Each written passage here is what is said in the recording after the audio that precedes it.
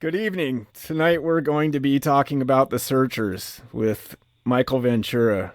Why don't you start off just telling us who's in The Searchers and what year it was? The Searchers was released in 1956 with John Wayne and Jeffrey Hunter, who was going to be the first pick to be Captain Kirk on Star Trek, but he died. Vera Miles and Ward Bond, they were John Ford regulars. Natalie Wood, when she was about 14, and regulars of John Ford's and the Westerns. There's Harry Carey Jr. and his mother, Olive Carey, who, and her husband, Harry Carey Jr.'s father, Harry Carey, was a important Western star in the 1920s and a hero of John Wayne's. And John Wayne, at the end of The Searchers, holds his arm when he's watching the last shot of everybody going inside the cabin, the way Harry Carey held his arm. And he was looking at Olive Carey, whose eyes were tearing up behind the camera as he did it. But to get on with it. And then there's, and he plays a man named Ethan. Now, I want to talk about this movie in sort of four parts. The settlers and the Indians and Ethan and the land. Because in this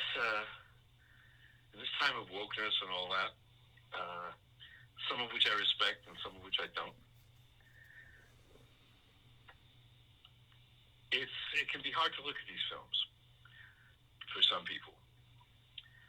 One of the things that impresses me, not negative or positively, just impresses me, when a film like The Searchers, which I think is the greatest of this era of the Westerns, is shown, is that the people who are what the film considers the people, in this case, the settlers with their homesteads and their little farms and their little herds in that fenceless, wide country, tend to accept life as they find it, tend to be thrown in with the side of history that they were born on. Without question, without anything to prove, really. And part of this is rooted in, well, let me go on with that for a second. Without anything to prove, I would say. And really, that's how most people confront life until something shakes them up enough that they start asking questions. But most people who aren't directly threatened by various elements of life pretty much accept the world as it's been given to them while they can. Usually life comes along to disrupt that notion after a while. But while they can, they do. And these people have accepted the world they're in, which is not a forgiving world in many ways. They're not very forgiving, and the world around them isn't very forgiving. But to go back to the roots of what their historical situation was and what comes of the inspiration of The Searchers, directed by John Ford, by the way, I don't think we mentioned that, was in Europe, where their people came from several generations before. You were going to be, for your lifetime, how you were born. If you were born poor, you were going to die poor. If you were born to advantages, you were likely going to die with those advantages. If you were born to land, and almost nobody was, tiny percentage, that was going to be your land, if you managed it correctly. And if you didn't have land, you were never going to have land, a place of your own in that way. One of the remarkable things and the energizing things about the settlement of the North Americas come here, and in Canada, and under certain conditions, you could go from having nothing to having land. This was the first time in Western or Asian history that this was possible. You could own land. Now we take it for granted. I'm going to grow up and own a home. I never wanted to do that, but most people take it for granted if they're of that class and race, et cetera, et cetera, et cetera. I'm going to grow up and own a home. We're going to buy a home and get settled and blah, blah, blah. This is a very comparatively new thing in human history, especially Western history, but Asian history as well. History of India, that whole area. And in the United States, it was possible to be an immigrant or to be a refugee because most of the people who settled, came west and settled, were refugees from the Civil War. The Civil War had totally changed the economic status of many, many people in all the states of the Confederacy. And they went west, a lot of them. Most of your gunfighters, most of your stuff you hear about in the 1870s, 1880s, they came mostly from the South. And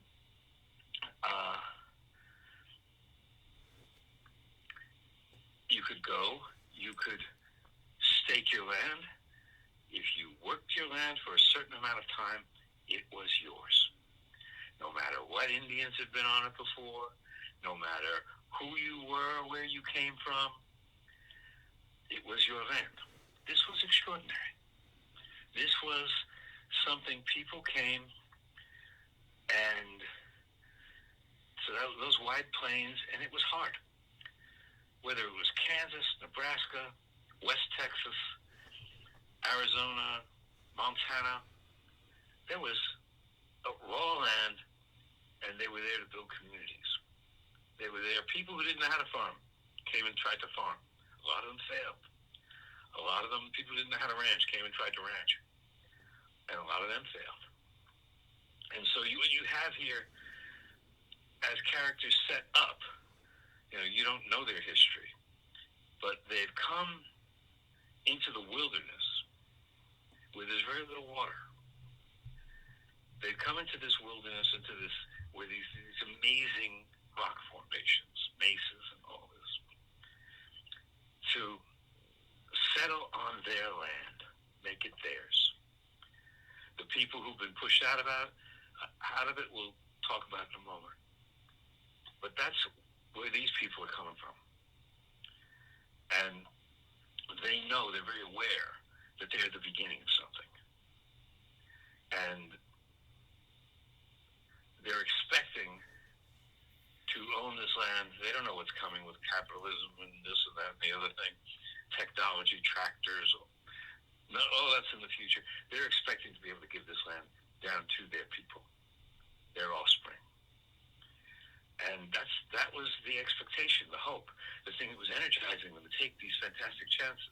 The Searchers is aware of that as a film. One of the things that makes it unique, one of the things that makes it great. It's aware of that as a film.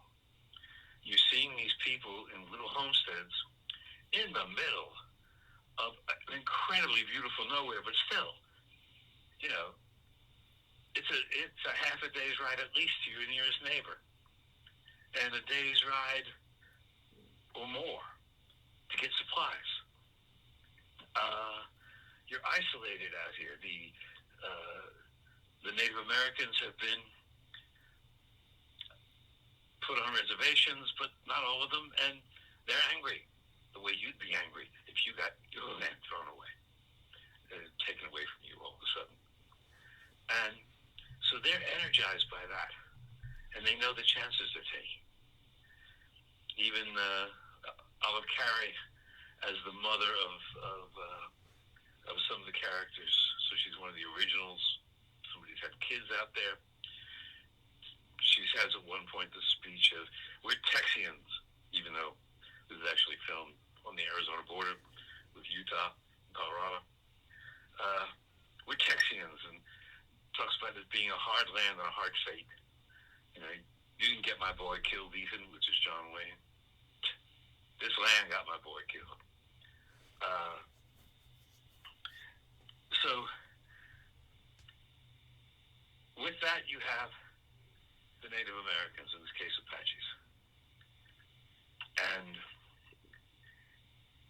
though the film is completely on the side of the whites, without question, still in all, it is said that the Apache war chief who's going off the reservation, Scar, his family's been killed by the white soldiers. It is admitted there is an Indian woman, Native American woman, whose character is called Look, because they don't know how to pronounce her name. John Wayne and Jeffrey Hunter and Harry Carey Jr. did not know how to pronounce her name. So she's Look, because she'll say, look, she knows that word. And she's treated condescendingly in the sense of she's presented as a not very bright, not terribly good-looking woman who they've traded with reservation Indians for this and that, and they don't even know they've actually bought. Yeah. Look, this woman, they don't even know they bought her. She follows them. They're embarrassed. They don't want to treat her cruelly. And at the same time, they're callous. But then finally, they kind of accept her. They at least know she's a good person. Later, they become separated. And later, they find an Indian village that's been decimated by a cavalry attack. Men, women, children killed. And they see Look. And they say, what do they hurt her for? Because she's a human being to them. She became a human being to them. And so the film does not hide this. John Ford does not hide this. Nunnally Johnson, the writer, does not hide this. They know what side they're on. They know what they're doing. And I respect this film a lot because of that. They're not making excuses. They understand that they are stealing something. They don't come right out and say that. But we see the result of a cavalry massacre, that we don't see the massacre. We see that Look is a person. When we meet the Apache war chief Scar, who was abducted, the little girl who has made her one of his wives, he says straight out, he knows who's been following, because it's become legendary that these guys are searching for him winter and summer after summer, having to come back in winter and go out again in the warm weather. And he says that his family's been killed. And he's angry and he's killing white people. The film doesn't hide any of that, and I respect that. It gives the other side, and I respect that. And for the rest, it participates in the bourgeois white values of its day. And it isn't a question of respect or not respecting that. It's a question of these are people who accepted the world as it was. They accepted the injustices of the world because they were on the side of those who profited from those injustices, even though they did not commit the injustices themselves. And not many Westerns really gave voice to both sides. And one of the things that elevates the Searchers above the others, and probably on most lists of anybody who's going to make a list of great Westerns, the Searchers is going to be on the top of most lists. And so you have the settlers, you have the Indians, and you have Ethan, John Wayne. It is a very strange and complicated role. Ethan's backstory is just hinted at. You have to know a little history. John Ford does not go out of his way to explain anything to you. He just presents the way he presents the settlers. He just presents the Native Americans. He presents Ethan. He doesn't make excuses for him. He doesn't explain him. You meet Ethan on screen the way you'd meet Ethan if you walked into a bar and he was there, if he was a guest at your table for some reason, if you met him at some cattle auction, horse trading, that's how you meet him in the film. He's riding up from the distance. The people in the cabin that are in the middle of Monument Valley are excited. They realize by the way he rides that it is Ethan. He's come back after this long time. He'll tell you where he's been. Until he gets off the horse, he comes in the cabin. It's a well-built cabin. And the family is there, his brother's wife, their children, the young man who wants to marry their older daughter, Vera, or rather the younger daughter, the one who gets abducted. And he comes in with a lot of history. He's wearing a great coat of the Confederates, soldier. Great coat meaning it was a kind of coat. It was a long coat that was way down, hung from your shoulders, great in the rain. They still wear that kind of coat that you used to wear, made of different materials for that basic thing. And he's got a cavalry sword. He shows a medal. I think he gives it to one of the boys. To the girl. And it's the girl, because it's a girl. Right, that's how they identify her later. And he's been in Mexico. I think they mention even Maximilian. So he was fighting the Civil War, which is a war he lost.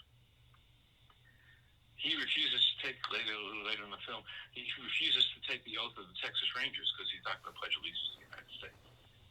He feels his country, the Confederacy, lost a war. He's very bitter about that. And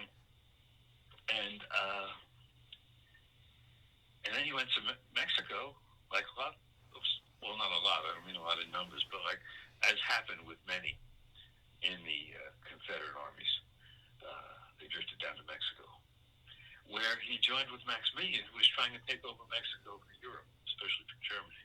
The newly, I think it was 1870s we're talking. I think it was the Franco. I think it was the French. You're probably right. I'm not. When I taught, as I used to say to my students when I was teaching some history, if I just say a date, look it up. If I write it on the board, it's fine. No, it's an easy thing to mix up because I think the German occupation of when Mexico was Germany for a year, I think that was 1848 or I'm getting that mixed up with the German Revolution. But it was before, it was pre-Civil War, I think, was the German conflict. And then the whatever happened between them and France, which is a whole convoluted thing, I think that happened after the Civil War. So he went down Mexico and he's fighting, again, for Europeans. So he's back, and there's a thing, and it's done so subtly, so prettily. There's clearly a thing between his brother's wife and him. And just by the way she smoothed his coat, and the way he looks at her and she looks at him, but it's guarded. He would never, ever dishonor her. He would never, ever betray his brother. And this is important when you start getting to the end of the film. He is going to, so there's a false raid, or there's a raid in another, they can see smoke from another homestead. A company of Texas Rangers comes in.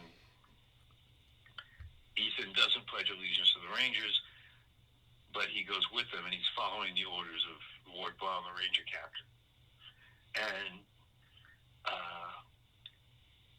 when they come back, because they have to resupply themselves, they've been led away from most of the homesteads. They've come back and the homestead has been attacked. The son has been killed. The daughter has been abducted. I think one abducted and one killed. It's like the older daughter has been abducted. The younger daughter has been abducted. Yeah. The son has been killed. And then when later on, they find the older daughter dead. And it's the younger daughter they're searching for. And Ethan is, and Ethan's brother and his wife have been killed. And Ethan is enraged and obsessed. And this becomes something else at this point, this film. Because there's something in the performance of John Wayne, in this picture and in the picture Red River, that goes beyond the genre of the Western and takes on, I know this might sound a little ridiculous, but takes on Shakespearean overtones in the performance of this epic actor. You think of Lear, you think of Macbeth, you think of especially Lear and Macbeth, even Othello. And there is something, I don't know how to put it otherwise, cosmic. There is something larger than the human personality in the depth of his obsession and his anger of getting back the girl, the daughter of the woman he loves, the daughter of his brother. And there is also, in between the lines as the film goes on, and the Vera Miles character that Jeffrey Hunter falls in love with expresses it, that if Ethan finds her, he's going to kill her. Because that's what Martha, her mother, his brother's wife whom he loved, that's what Martha would have wanted. That's the depth of how they feel about the Native Americans. That it's given this line to Vera Miles, who plays a woman about 20, that he's going to kill her, and Jeffrey Hunter tells her he's afraid Ethan is going to kill the girl, and Vera Miles says Martha would have wanted him to. Or her words, almost, I don't know if that's an exact quote. That's how Martha would have wanted it. That is I don't know what to call that. Are you going to call that prejudice or bigotry? It goes way beyond that. It's elemental. And it is a hatred that goes beyond definition, the way love can go beyond definition. And yet, this perfectly decent, lovely person feels it. And John Ford doesn't try to solve these paradoxes for you. That's not his business. He presents these paradoxes. He presents both sides. He even tells you whose side he's on. But he doesn't try to solve the problem for you. He doesn't try to solve the paradox of the personality for you. How this person who is speaking, this gentle woman, can say that thing and mean it. How Ethan, John Wayne, can be driven by so many contradictory obsessions and loves and hates, becoming more savage than the people they're calling savage. There's another element before we get to the end of the film that is all important, and that is the most difficult to talk about, certainly the most difficult to write about, but not the most difficult to see, because John Ford, and I'm blanking on the cameraman right now, which is a sin because it's such great cinematography. He photographs Monument Valley like no other American landscape has ever been photographed in this film.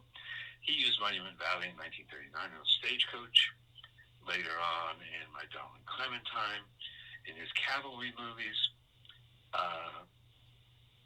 and it's a breathtaking place. To see it live, to drive in it, to hike in it, as you can. You need a guide because it's you really need a guide. You can get lost in there. You gotta go riding with a guide. I was content to watch it and drive through it many times in the 70s and 80s and 90s. And the way Ford films it, he gets the magic. You wouldn't, usually when people point a camera at that kind of thing, I think you can't get all of that into that little box you're holding. It just doesn't go. And even in some of the films of Ford, black and white films, that have Monument Valley in it, it's remarkable that you still don't get it.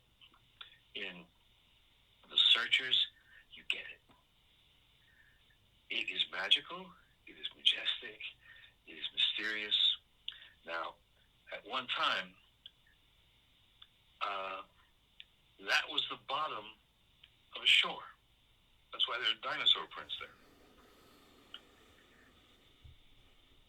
The Earth has moved around sufficiently that now it's at a high elevation, and there are these incredible formations. Excuse me. These incredible formations, caught by the wind.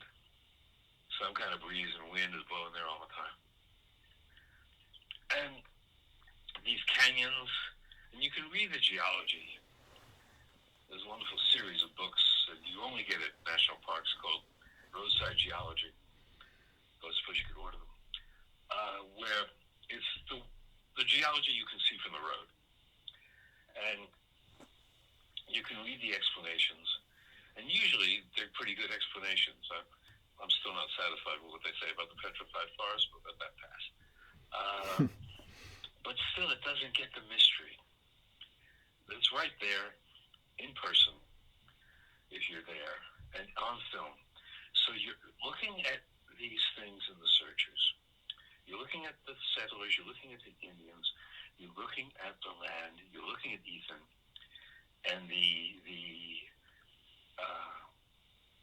interplay of all of that in the midst of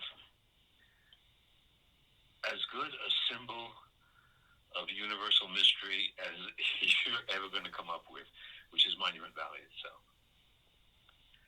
And it takes the film above being a Western. It takes the film above the other things that it's about. The very fact that John Ford doesn't defend or attack anybody's position. He just presents it. And you see the dichotomy between them and the tension between them until the very end. Let's just finish that sentence. The way John Ford does that gives you a sense of life force that is bigger than any of the individuals. Life force running through everybody. Now that's vague as far as film criticism goes, but you're sitting in the theater or in your home now with a big screen, and you're watching this and swept up.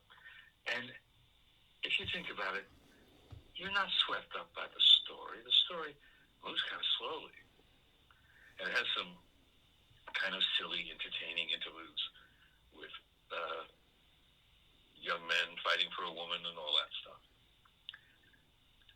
It has some comedy with how the letters back to the family are phrased as these guys are searching out. How it has some tragedy of how Harry Carey Jr., when he realizes that the woman he was going to marry, the young woman he was going to marry, has been raped and killed. And he can't control himself, and he just rides into the camp, the Indian camp, shooting his gun, and very quickly you don't hear him shooting anymore. You hear different caliber rifles going off. You know he's dead.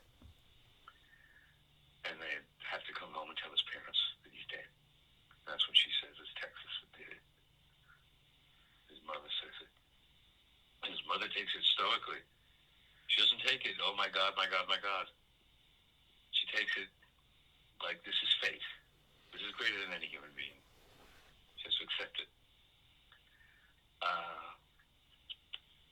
So it's a long movie, and it grips you in a much more subtle way of just going from scene to scene.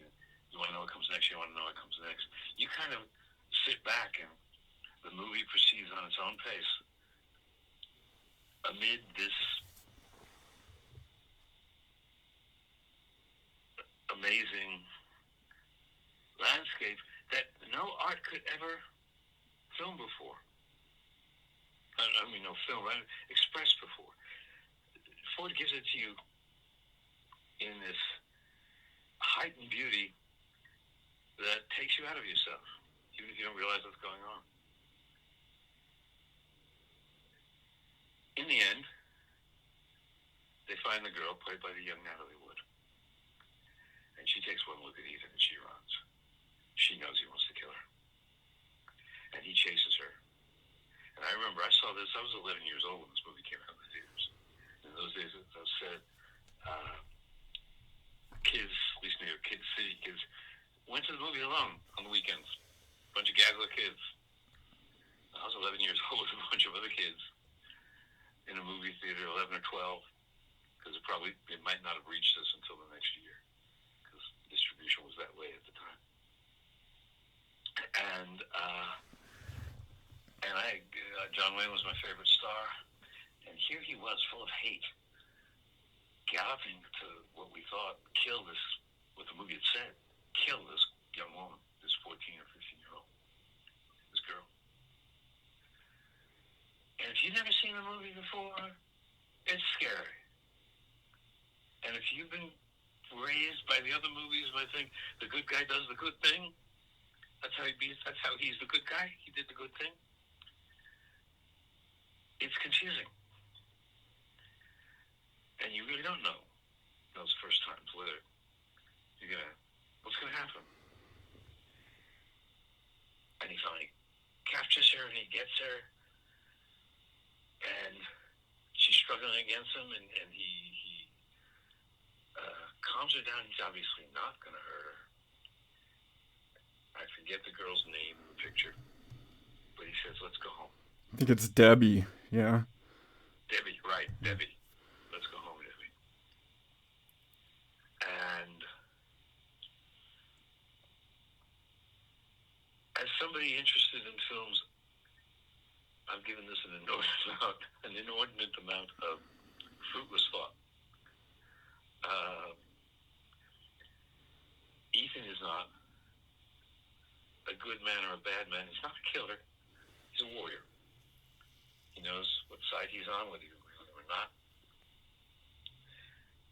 He knows in whose service he is, which is basically his people. However, he defines that, whether you agree with him or not. And why doesn't he kill her? Because that's what he's clearly meant to do. If I'm writing about it, I believe, because there are all kinds of people like John Ford was trying to do this, John Ford was trying to do that, blah, blah, blah. I think it's actually very simple. I think once he's got her, he's a warrior. He's not a murderer. He sees she's a scared kid, a scared girl, defenseless against him. And whoever he is and however he is, he can't kill her. It's not in him to do. He's probably surprised. He takes her home. And it's one of the great scenes in motion pictures. He takes her home. He's in front of the cabin here in Monument Valley, all behind him. And the shot is from inside the door. So it's in the dark. You're looking through the doorway into the brightness. As character after character comes in, you're listening to the kind of small talk. Debbie is home, blah, blah, blah, blah. And if you're not totally caught up, you know, if you have half a brain, that those people are going to see her as tainted. Nobody's going to marry her. Some people will tolerate her, some people won't. She is not going to have an easy life as somebody who was the squaw of an Indian war chief. She's going to be thought of as soiled. I'm sure they're going to protect her, but they can't protect her from the society. They can protect her at home, but she's not going to have an easy life. Vera Miles is never going to like her. She's not going to be considered decent. It's not the happy ending that it seems. Ethan knows that. You see, on his face, he knows it. And he also knows as they're all going in that he doesn't belong in a house like that. He's a warrior. He's kind of a savage himself, maybe more so than others. He's not going to even make a step toward that house. He's done what he came to do. But the fascinating thing, and I've never seen this written about, the fascinating thing is that they don't make a deal and say, Ethan, come on in, come on in. That's not what happens. He's standing there, and he turns to leave. In a beautiful, graceful move, he turns to leave, and the door shuts as he walks away. Nobody's calling after him. Nobody's saying stay. A lot is made of Ethan walking away. A lot is made of, and I was in the same way when I was doing this for a living. I didn't notice that back then either. A lot is made of Ethan not going into the house. But nobody talks about the house doesn't want him either. They don't call him back. The door shuts. They're just guys leaving. And John Ford is not about to tell you what he's going to do next. John Ford leaves that to you to think of.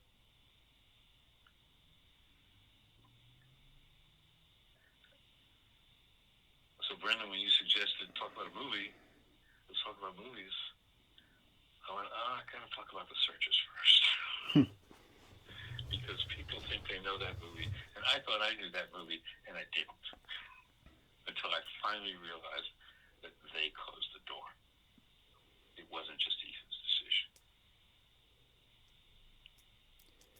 Well, I think I mentioned this last time we talked about Westerns, and I think that Ethan, to me at least, represents the post-war American, the veteran of World War II, and what he's going through with trying to assimilate back into society. And I say that mostly because that contempt, hatred, disgust, those character aspects of Ethan were something that I saw in my grandfather as a part of his personality. Definitely not the whole personality, but especially if he had a couple of drinks, or he got maudlin, or he started talking about the war, or he talked about the Japanese, he would definitely, he would be Ethan, like that aspect of and I think that, and I when I was younger, I explained that to myself by what he had told me about what he saw at Iwo Jima and Okinawa and the savagery of the Japanese. And he never got over his hatred of the Japanese. And I thought that it was because of how just savage and not cognizant of their own life's worth, but of other people's life's worth, and the savagery that came out of that attitude of a warrior. But in about 5 years ago, I found a set of 100 little pictures that they would give. Each ship would have a photographer, and they would give a at the end of the tour, you could get a set of these pictures, and they'd be pictures of each of the different sets of guys. Like there was a whole picture of black dudes that were the cooks on the ship, and there was a whole picture of the radar guys and stuff. But they also had pictures of basically my grandfather's ship did a whole tour of different Japanese ports and Asian ports after going to those islands. And one of the places that he went to that he never talked about this, and they spent about a week there, I guess. One of the places that he went to with his ship was Manila, just after the Battle of Manila, and he never spoke about that. And when I looked into the Battle of Manila, one of the things, the main aspects of the Battle of Manila was the mutilation of all the women of Manila. So when he was there, he saw, and there were pictures of in this set of pictures of women. There was just mutilated women walking around, and I think that for somebody with daughters, that is that was a very difficult thing for him to come home and know what he had seen. And I think that aspect of the treatment of women is what really ground in that contempt and disgust and hatred. And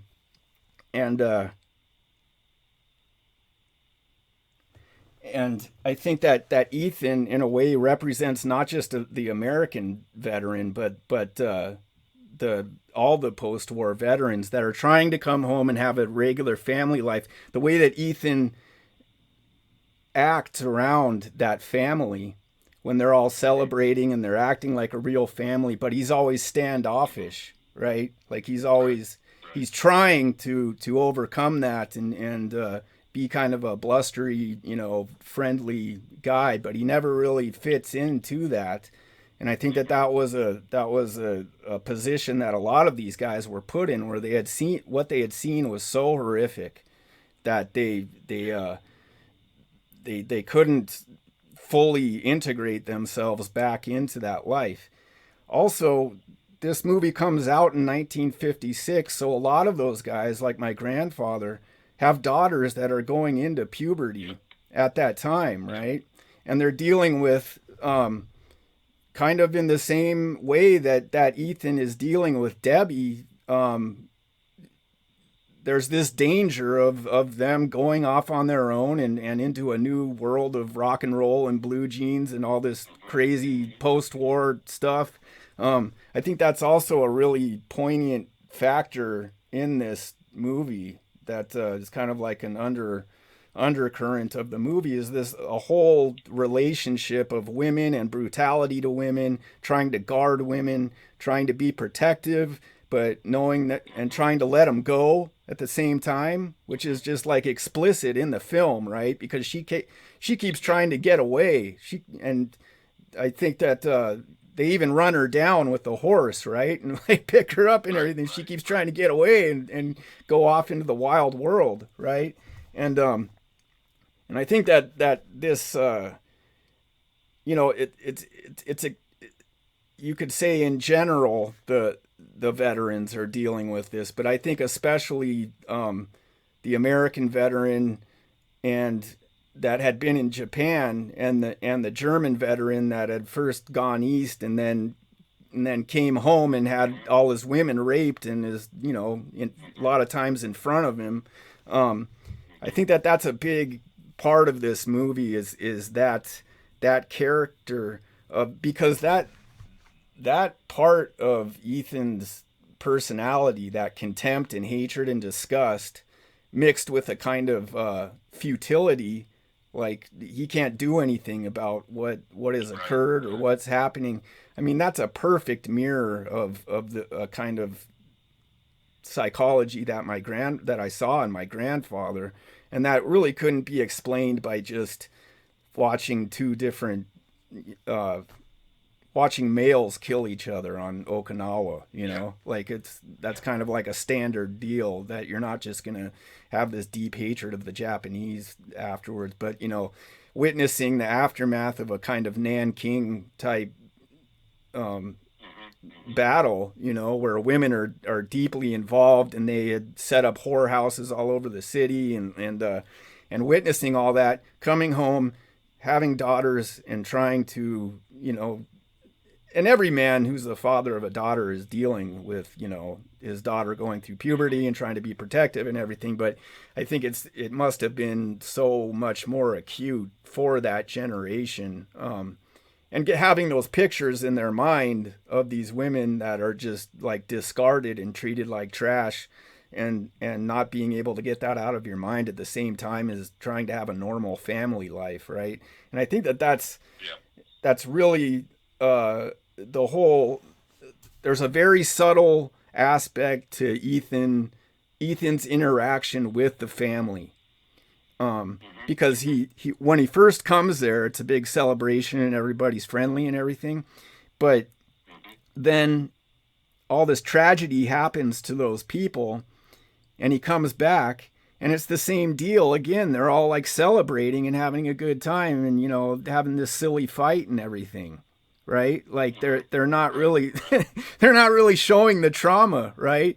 And I think that Ethan is like, what the hell, man? Like, we've just been through all this trauma, and you guys are just acting like everything's hunky dory, which is another aspect of being a World War II veteran, right? So that's my kind of take on it. That I feel very strongly. Really, yeah.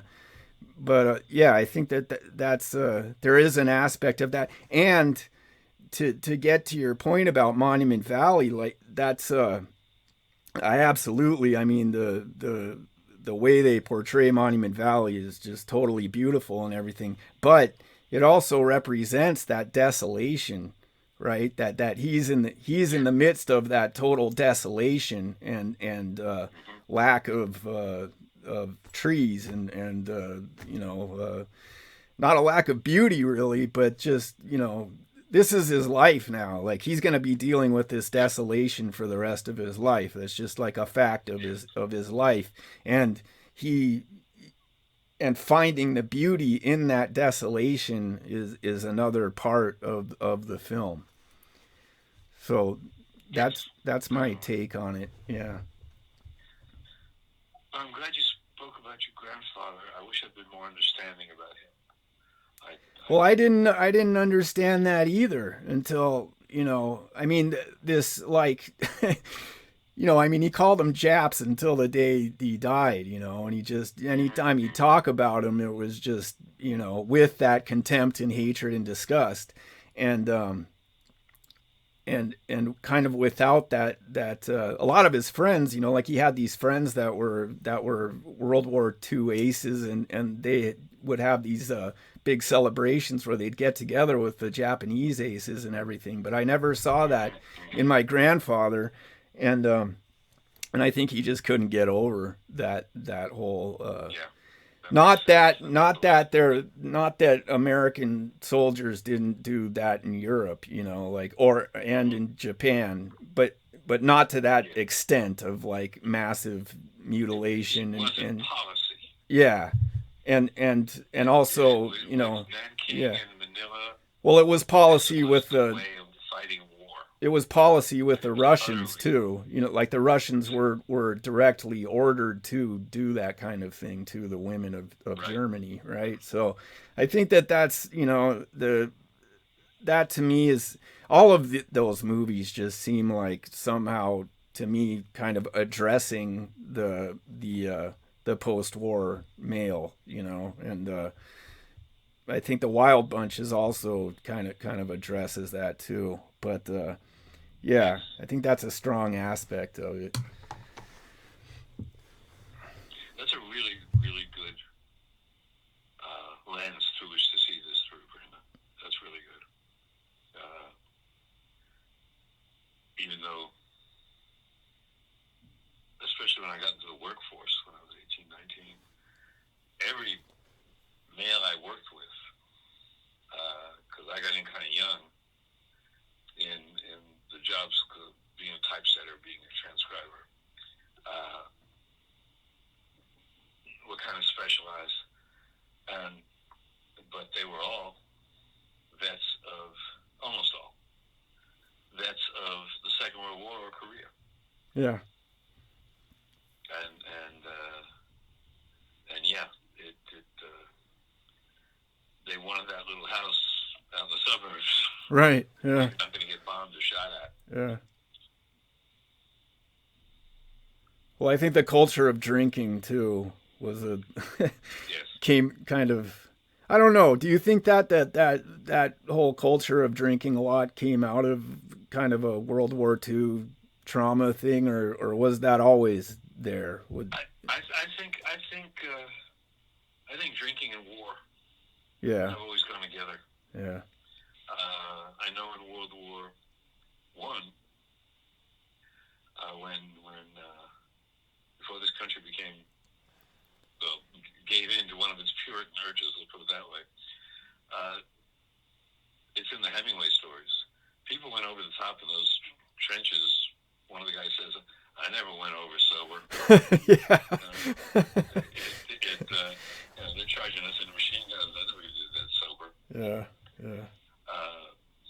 And I know George Howard, who you met up in Clarendon. Yeah. He was in the Navy, and he did landing craft stuff. So invasions of Tarawa and other places where he saw a couple of thousand guys get killed right in front of him in the space of a couple of hours. And his ship got hit by a submarine. And after the war, he didn't smoke at all. But he said to me, "You can't have a war without cigarettes." And you'll see photos of our soldiers in Afghanistan and Iraq smoking like crazy. Yeah. They probably quit when they got home. Yeah. But in the zones, you see people smoking. That's true. And certainly in Vietnam and in Afghanistan and Iraq, the drug trade among the soldiers was pretty heavy. So they did that and drank. But no, I think if you read the Chinese and Japanese poets, and most of the great ones are drunks. Tu Fu in the 8th century China, always a refugee in the Civil War that killed 35 million people, or just killed and displaced 35 million people over just a few years. And they didn't have guns. They were hacking each other to death. There were so many dead that they never bothered to clear the battlefields. You read about people making journeys, and there'd be fields of bones picked clean 100 years afterwards. So I think booze has been a part of male culture anyway, for sure. This whole time. Far back as you go, you get some kind of booze. Yeah. But after World War I, it became definitely a thing with American men. In a way that I think it may not have been before that. Which might explain the temperance movement right after World War I. Yeah. Maybe a lot of men came home pretty drunk. You think that? I don't know about it, I'm just guessing. You think that maybe also was the popularity of movies too, and just a new ability to advertise for alcohol or make it look hip. Well, certainly in the period I like to study, the 1910s and teens and early 20s. At first, 1912, 13, 14, people are fairly proper. Yeah, it seems like in those Charlie Chaplin movies, he really portrays alcohol in a bad light. Yes, he hated alcohol. Really? His father was an alcoholic, and he never touched the stuff. Huh.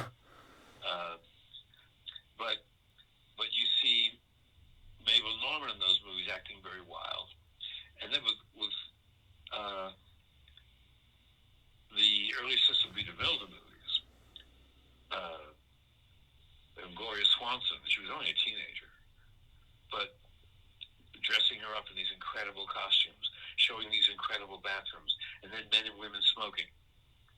And when they saw men and women smoking in the silent pictures, it wasn't like it was advertising. It was like everybody started smoking. Yeah. It was, when I was young, you offered people cigarettes. Yeah. And if people came over to the house, there'd be a plate of cigarettes and matches for them to, it was just part of everything. Yeah, there was a campaign to get women smoking that was Bernays came up with it.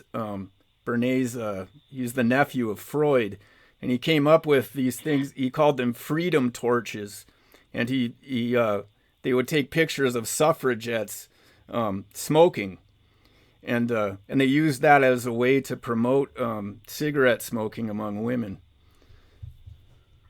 Well, I think one thing that promoted it, and we're way off the searchers now, but one thing that promoted it among women, for instance, in Los Angeles, it was illegal for a woman to smoke in public. 1914. Huh. Well, you make it illegal for a woman to smoke in public. Yeah. And there are a lot of adventurous women who are going to say, fuck you, I'm right. smoking in public. Yeah. Yeah, I actually think people have a lot of the early silent film people, everybody smoked. Yeah. Because, especially the women, because it was illegal. I think there's a lot of people who have stopped smoking pot because it's legal now.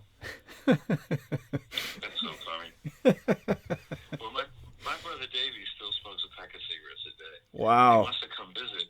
But this is the most anti-smoking area I've ever Yeah, I know. I tried to light up on Main Street in Santa Cruz 5 years ago or something, and I was quickly reminded that it's illegal to smoke on the street. I couldn't believe it, man. I was living in Pacific Grove for about 6 months before I saw anybody light up in public. Yeah. And it wasn't like I was looking for it, but suddenly I saw a guy lighting up on the street in front of the post office, and I went, oh my God, that's the first time I've seen that in years. I mean, months. Yeah. Okay. Okay, man. Good talk.